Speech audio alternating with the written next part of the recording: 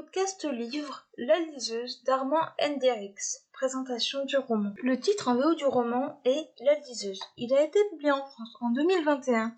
C'est un livre auto-édité qui fait 341 pages. Je lui ai mis la note de 4,5 sur 10 et le conseille à tout le monde. 4e couverture. Si tu ne vois plus clair dans ta vie, pourquoi ne pas ouvrir un livre qui parle des lecteurs, des livres et de la vie? Un homme et une femme qui ne devaient pas se rencontrer, mais le destin en avait décidé autrement. Elle adore les livres, lui n'aime que les lire. Et si un jour un parfum inconnu changeait votre destin? Vous ne choisirez plus votre prochaine lecture de la même manière. Qui se cache derrière ces pages? À vous de le découvrir en ouvrant le livre. Gwen a 47 ans, elle est libraire, elle vit dans le Finistère.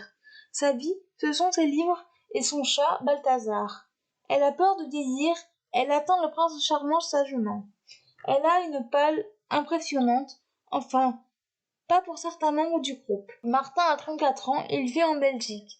Il déteste les livres, alors pourquoi demande-t-il à Gwen de faire partie de son groupe Facebook Les Lecteurs Anonymes? Pour la séduire? Je vois bien ce que vous êtes en train de vous dire, et pourtant non, La liseuse n'est pas un roman à l'eau de rose, pas du tout. Il parle de l'amour, de la mort, de la maladie, des relations familiales, de ce qu'on ne dit pas, ou trop tard. Il parle de la vraie vie, pas celle qui est dans les livres. Je vois que cette phrase déclenche des réactions chez vous, amoureux des livres et de la lecture. Alors lisez donc La liseuse, pile ou pâle, et vous ne regarderez plus votre pâle de la même façon. Après avoir lu ce livre, vous ne choisirez plus votre prochaine lecture de la même manière. Soyez heureux maintenant. Ce que j'ai pensé de ce roman. Tout d'abord, je remercie l'auteur de m'avoir proposé de lire son ouvrage grâce au site Simplement. Malheureusement, je n'ai pas tellement accroché, mais je ne doute pas qu'il trouve son public. Le résumé étant long, je n'en parlerai pas plus. Nous suivons Gwen, 47 ans, qui vit en Bretagne.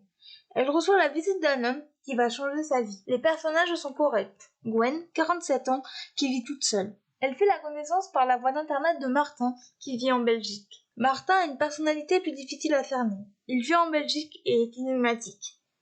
L'intrigue prend son temps pour démarrer. Elle aborde les thèmes de la lecture, des livres, de la mort, etc. L'écriture de l'auteur est à la fois joyeuse et triste. On passe par tout un panel d'émotions. Je n'ai malheureusement pas compris la fin. En bref, une lecture mitigée, mais je ne doute pas que d'autres lecteurs l'apprécieront. Extrait du livre. Son sablier de vie se vidait de ses grains de jeunesse à une vitesse vertigineuse. Elle n'avait plus les moyens de se montrer trop exigeante si elle ne voulait pas devenir vieille fille. Les points forts de ce roman, les personnages et l'écriture.